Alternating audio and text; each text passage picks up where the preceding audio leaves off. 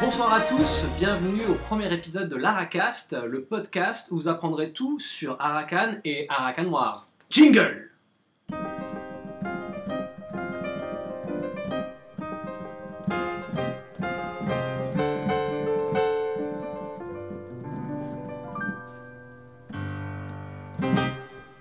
Salut Bob. Salut Lies, comment vas-tu? Ça va et toi? Bah ça va super, ça va super. Chaud patate pour ce premier épisode, première prise de l'Aracast. One shot. One shot, comme tout ce qu'on fait. Donc, first things first, comme on dit en anglais. Présentons-nous. Donc, qui es-tu exactement? Je suis Ilyes, alias LPNs. Je suis l'auteur et compositeur d'Arakan. Et j'ai été rejoint dans cette folle aventure par une bande de joueurs à Luron, à commencer par monsieur Bob, ici présent. Donc, Bobby, alias l'architecte, alias plein d'autres choses. Hein. Et du coup, moi je suis le créateur d'Arakan Wars, graphiste en chef, américain en chef, tout ça, tout ça. Donc Arakan Wars, qui est le jeu de cartes d'affrontement associé à Arakan, que j'ai créé donc avec Monsieur Wars alias Mika, Michael Bourg, qui est donc le co-créateur d'Arakan Wars avec moi, mais qui est aussi le chef de la production, directeur marketing, tout ça pour Arakan et Arakan Wars. Donc ça fait 3 personnes. Il me semble que nous sommes un 5 majeur complet. Qui n'avons-nous d'autres? Nous avons aussi monsieur Martial Coul-Louis, ami de longue date, collaborateur de longue date, avec qui j'ai bossé dans le milieu de la musique, qui nous prête toute son expérience, tout son savoir-faire, et qu'on essaie d'exploiter au mieux. Nous sommes aussi accompagnés d'Axel Allieux, mon ami d'enfance, archiviste d'Arakan. C'est lui qui s'occupe de tout ce qui est édition, de tout ce qui est aussi produit. Grand fan de fantasy, grand fan de musique et de musique de film. Et nous sommes depuis quelques mois accompagnés de Sarah, et qui est Sarah Khan, qui s'occupe de toute la partie community management, qui n'est pas une mince affaire, surtout pour nous. Exactement, exactement mon Lies. Donc bah écoute, aujourd'hui c'est le premier épisode de l'Aracast, donc on aura avoir pas mal de choses à déblatérer pour les gens qui nous écoutent, pour leur expliquer un petit peu c'est quoi notre deal. C'est quoi, pourquoi on fait ça? Arakan, donc bon, c'est pour ceux qui connaissent, c'est une histoire fantasy, tout ça, où la musique est prépondérante, c'est un aspect majeur du coup de ce projet, et depuis le début en fait c'est vraiment l'aspect fédérateur d'Arakan. Et donc du coup Lies, tu es le musicien en chef, tu es l'orchestrateur, compositeur, donc parlons un peu musique pour commencer. Donc du coup c'est quoi ton parcours dans la musique? Parcours, j'ai envie de dire classique, dans le sens où mis au piano par maman quand j'étais petit, pour être un petit pianiste qui s'est révélé être un vrai cancre. Ah, J'étais très mauvais, j'étais le dernier, j'étais le plus nul. Ce qui m'a un petit peu dégoûté du piano, parce que quand j'arrivais en cours et que je connaissais pas mon Tchaïkovski, je me faisais engueuler. Donc du coup ça a créé un certain rejet de tout ce qui était académique, de tout ce qui était classique. Mais en même temps, il y a eu 6 ans de piano classique qui ont forgé à coups de burin une certaine oreille harmonique, on va dire, classique pour le coup. S'en est suivi une carrière de sportif raté. Et j'ai repris de plus belle avec la musique, puisque je me suis fait un peu happer par la vague hip-hop des années 90, l'âge d'or du rap, avec des velléités de production et de devenir producteur, donc beatmaker, créer du son, hip-hop, R&B, du coup en me basant sur mon canevas initial qui est classique, qui m'a permis d'être un petit peu au-dessus de la mêlée dans les premières années. C'est comme ça que j'ai commencé à bosser, à me professionnaliser en parallèle des études. C'est là que j'ai rencontré Cool. C'est comme ça qu'on a commencé à bosser sur Leslie, avec l'artiste américain Bobby Valentino. Ensuite j'ai bossé pour Amel Ben, j'ai bossé pour d'autres artistes, on va dire mainstream. Mais parallèlement à ça, on va dire en cachette, parce que c'était pas un but avoué, difficilement avouable et surtout difficilement compréhensible. C'était l'envie de faire de la musique de film, parce que j'ai été bercé, enfin, voilà, je suis un enfant des années 80, je Je suis passé par E.T., par Star Wars, par Jurassic Park, par Retour vers le futur, par des BO comme Forrest Gump, par des BO comme Edouard Romain d'Argent, qui est la BO qui m'a certainement été la plus décisive dans mon envie d'en faire. Et donc voilà, j'ai décidé de stopper mes activités de compositeur, on va dire, mainstream radio, pour me dédier à la musique à l'image et la musique, on va dire, romantique dans le sens musique qui met en relief les sentiments. Bah nickel, bah du coup ça c'est pour ton parcours. Du coup comment ça se... quelle est l'importance de la musique dans Arakan? Donc Arakan déjà, faut un peu resituer. Je vais te laisser un peu introduire. C'est quoi Arakan? Quelle a été l'évolution d'Arakan au fil des années? Et après on va finir sur qu'est-ce que Arakan aujourd'hui. Donc Arakan, c'est un petit peu le projet qui est né de cette envie de faire de la musique à l'image. C'est un conte que j'ai écrit. Ma mère est d'origine allemande. J'ai été élevé aussi en bonne partie par ma grand-mère qui est donc allemande et qui m'a influencé beaucoup sur tout ce qui est conte de Grimm, conte d'Andersen, histoire un peu fantastique.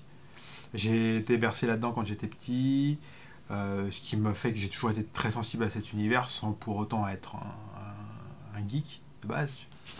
Mais voilà, j'ai toujours été très sensible à ces codes, donc c'est toujours pareil. Quand tu connais des codes très petits, t'as une plus grande capacité à les manier et à les utiliser comme tu veux les utiliser en fait. Et je trouvais pertinent d'écrire un conte que je pourrais mettre en musique. C'est comme ça qu'est né Arakan. J'ai d'abord voulu mettre des contes classiques en musique, les contes de Grimm et d'Andersen, c'est comme ça que c'est né.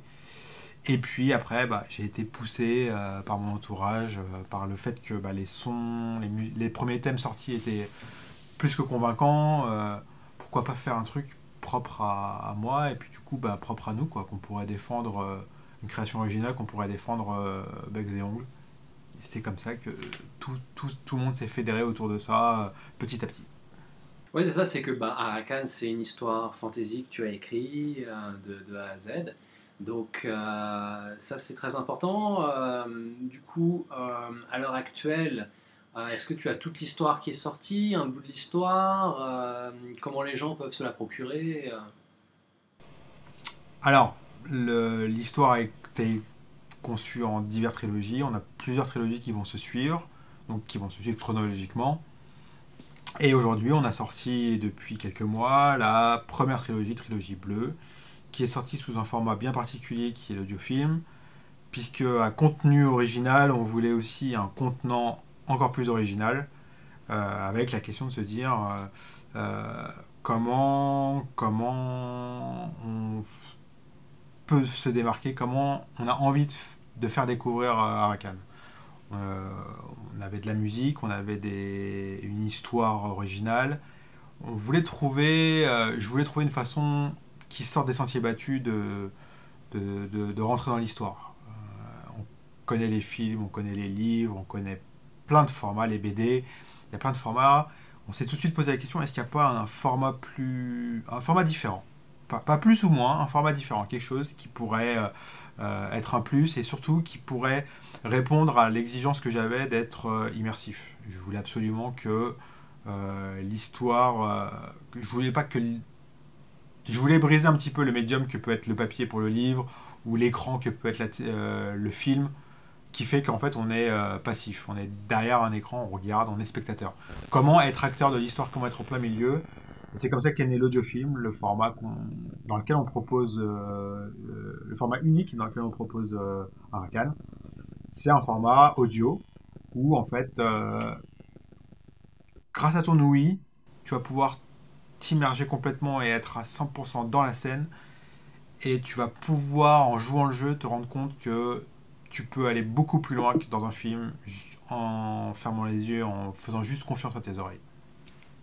Ça, c'est qu'en fait, tu as toute une alchimie de techniques qui font que l'audiofilm, on appelle ça un audiofilm, c'est comme un film audio finalement. C'est que vraiment, tu as cette sensation d'immersion qui est très puissante avec du sound design, Genre, tu as un mix qui est en 3 dimensions, donc c'est complètement spatial. Et tu as la musique orchestrale qui a été composée par tes soins, qui est exceptionnelle, l'histoire qui est exceptionnelle, le jeu d'acteur qui est formidable, avec les Jean-Philippe, les Damien qu'on connaît. Mais ce qui est hyper important, c'est que l'audiofilm, c'est quand tu fermes les yeux, il se passe vraiment quelque chose de nouveau, quoi. C'est que ça fait un petit peu vaudou quand on en parle, mais il y a toute une liturgie scientifique qui confirme ceci. C'est que ça décuple ton imaginaire, quoi. Ça libère ton imaginaire, j'ai envie de dire. Ouais. En fait, à la base, comment c'est né d'une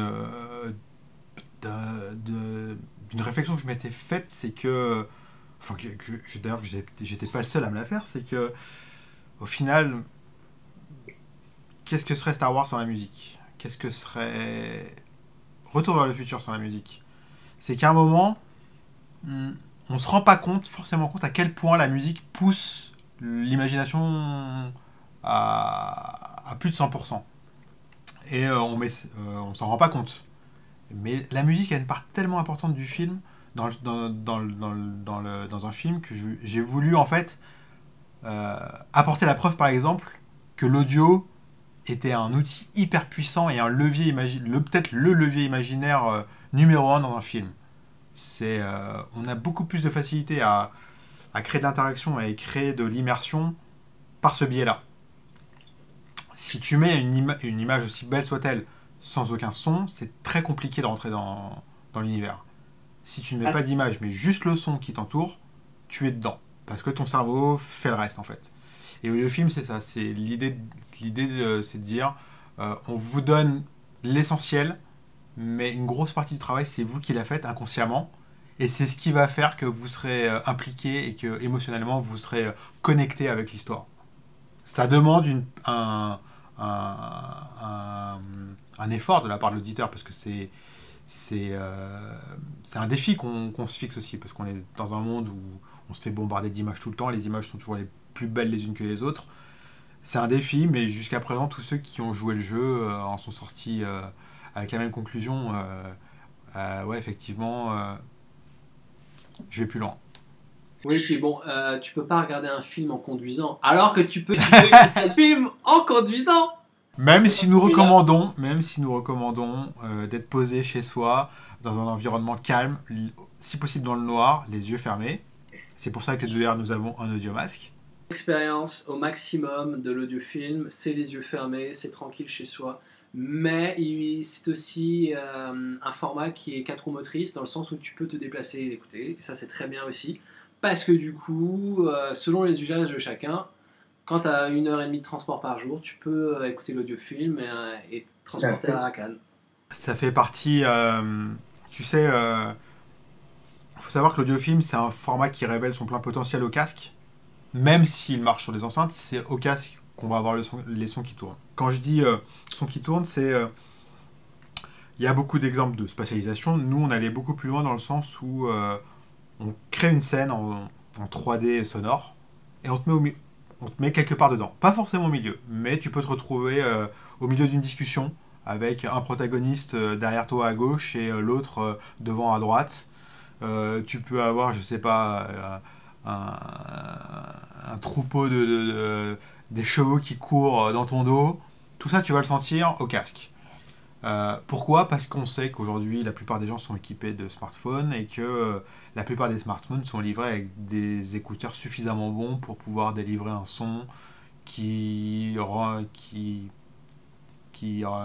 pas rend hommage, mais qui servent le propos d'audiofilm.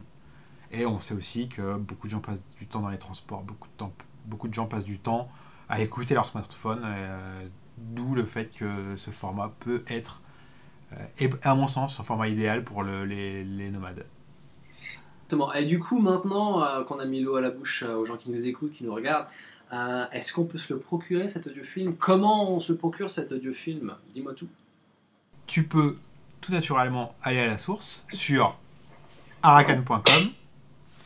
Mais nous sommes aussi disponibles sur toutes les plateformes de téléchargement les plus appréciées, les plus connues et les plus qualitatives, que ce soit Apple Store, iTunes, Google Play, Barnes Noble. On est aussi disponible sur cultura.fr. Partout où il y a de la culture de qualité, on essaye d'être là. Ça, c'est en digital. Et est-ce qu'on n'a pas un petit quelque chose pour les gens qui aiment bien avoir quelque chose de physique entre les mains? On sait que les gens qui aiment la fantasy aiment les illustrations, aiment le côté exclusif, les produits luxueux, rares, donc on a créé l'Audiobox. Et l'Audiobox, tu en es l'un des créateurs, donc je vais te laisser un peu en parler. Donc ceci est l'Audiobox. Donc regardez, ça tourne. C'est un vrai produit physique. On a passé beaucoup de temps sur l'aspect de cet objet ultra collector. Donc voilà, donc c'est une boîte à l'effigie de la série bleue, parce que c'est toute la trilogie que vous avez sur l'Audiobox.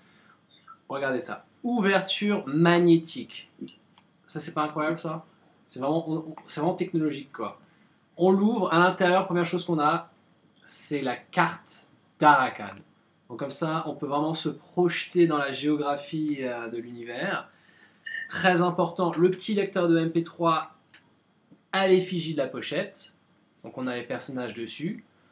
Donc on a les 3 premiers épisodes de la saga d'Arakan, donc la série bleue, trilogie, machin. Une longueur de 115 minutes. Longueur de 115 minutes, c'est-à-dire que dessus on a une carte micro SD, machin chose. On pourra télécharger par la suite les prochains épisodes et les mettre dessus. Donc c'est pas juste un produit qui va servir à rien dans le futur. Très important, on a parlé d'écouter l'audiofilm les yeux fermés. Mais si on a un peu du mal à fermer les yeux... c'est l'audiomasque. L'audiomasque à l'effigie du paladin de la garde. C'est un audiomasque, c'est vraiment un masque de grande qualité. C'est hop, on le met comme ça. Et d'un coup, ça y est, on est transporté dans le monde d'Arakan, si on l'a sur les oreilles, bien sûr. On ressemble à un paladin de la garde, on est trop classe. Dans les transports en commun, ça passe crème, c'est vraiment super. Et qu'est-ce qu'on a d'autre là-dedans? On a vraiment pas mal de choses, mais pour peut-être un des trucs que je préfère, à part l'audiofilm, ce sont les cartes. Donc là, on a une carte à l'effigie du paladin de la garde, rien de moins normal. Il n'y a pas de souci, il y a écrit le paladin de la garde, blablabla. Mais on a d'autres cartes aussi. Hop, ça c'est le dos. Tiens. Couleur, intéressant ça. Si on les regardait d'un peu plus près. Il y a des chiffres. Des chiffres, des valeurs. Intéressant. Des cartes à jouer? Petit texte, est-ce que c'est des cartes à jouer, ça, Aliès? Je vais te répondre. Je pense que c'est j'ai l'impression que ce sont des cartes Arakan Wars. Des cartes Arakan Wars, exactement. Des cartes Arakan Wars ultra collector, c'est-à-dire que cette édition-là ne ressortira probablement jamais. Donc les audiobox, il nous en reste sur le store, donc il faut se dépêcher d'en acheter. Et du coup, ces cartes d'Arakan Wars sont ultra collector, on pourra jouer avec le jeu quand il sortira, bien sûr. Et elles sont très belles, franchement ces cartes elles sont mortelles. Bon voilà, c'est pour le futur, c'est pour collectionner, donc c'est vraiment un produit premium cette audiobox. Moi j'en ai une, j'en suis très fier. Et je sais que ma mère en a acheté très fier aussi. Donc il y a beaucoup de gens qui ont des audiobox, donc il faut se dépêcher parce que ma mère a peut-être toutes les acheter, les audiobox. C'est maintenant que ça se passe. C'est maintenant que ça se passe. Et où c'est que tu achètes les audiobox? Arakan.com. Et seulement sur Arakan.com. On fait ça bien quand même. Nous sommes revendeurs exclusifs d'audiobox. Exactement. Donc voilà, donc la version virtuelle sur les stores, mais surtout sur Arakan.com à la source. L'audiobox pareil, exclusivement sur Arakan.com. Donc les gens s'ils veulent nous suivre, comment font-ils? On a une actualité débordante de nouveautés, donc comment ça se passe? Ils peuvent nous rejoindre selon leur réseau préféré sur Facebook, sur Instagram. Ils retrouveront cet Aracast numéro 1 de légende, parce que ça va être le podcast de légende, ça va être la référence du podcast. La référence du podcast. Ils vont pouvoir nous suivre sur YouTube. Et évidemment, n'hésitez pas à venir sur arakan.com. Abonnez-vous à la newsletter, vous saurez tout et presque tout sur Arakan, puisque on va pas tarder à annoncer des choses très intéressantes. Et qu'est-ce que on peut dire à nos auditeurs, nos visionneurs, tout ça, sur le prochain podcast? Quel va être le sujet? Alors, attends. La régie. On me dit... Oui, parce qu'il y a tous les gens de la technique où je vous les présente pas, ça sert à rien. On me dit... Ouais, Aracast numéro 2 sur Arakan Wars, le frère jumeau d'Arakan. C'est ça, hein? Ça, il me semble que c'est le jeu de cartes d'affrontement sur Arakan, hein, c'est ça, hein? Ouais, et je crois que tu n'es pas étranger. Attends, merci. Hop. Allô? C'est- Allô? Ouais. Hop. Ouais. Ouais. C'est de ça dont on va parler. Clac. Et je serai l'intervieweur exclusif. J'ai les droits exclusifs. Qu'est-ce qui se passe? Qu'est-ce qui se passe? Donc voilà. Bim! Moi, j'ai une boîte. Est-ce qu'on a un petit peu fait le tour de ce premier podcast? Est-ce qu'on a un peu fait le tour? Je pense qu'on a fait le tour du premier podcast. Ça mérite de finir en beauté, donc finir en musique. On peut finir sur un...